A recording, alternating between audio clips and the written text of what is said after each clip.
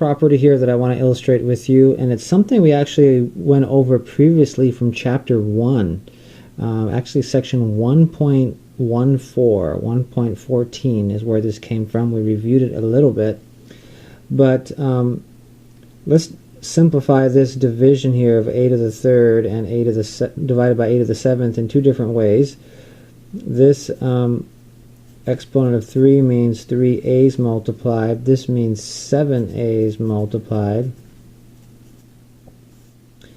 So there's 4, 5, 6, 7. 1, 2, 3, 4, 5, 6, 7. Okay, and so here we can start dividing out common factors of top and bottom.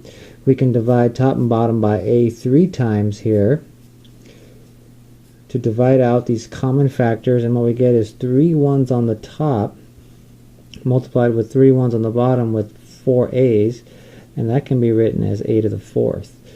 So we have a to the third divided by a to the seventh, really simplifying to 1 over a to the fourth power, or 4 a's being multiplied on the bottom here. What if we use our previous rule? Where are you? This one. Like base is being divided here, we simply subtract to determine how many bases are being multiplied. Well, if we do that, it's top minus bottom. We would get a to the third minus 7 here. And so 3 minus 7, you get the base a, but then you get this negative exponent.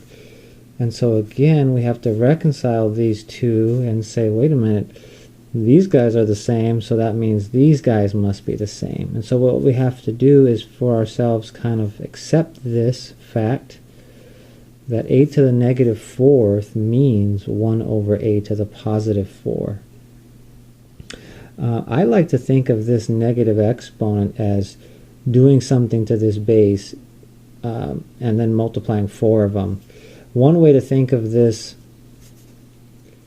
and I won't have time to prove it to you, but that negative exponent is really saying you take 4 of something involving this base to get you this, and that something really is not 4 a's, but 4 1 over a's. Let me just show you this. This might be the best way to think of it. So 4 1 over a's, not a's. 4 a's is a to the fourth, but we have a to the negative fourth. And so if you take this and multiply these 4 fractions, multiplying straight across, you'd get 4 1s multiplied with 4 a's.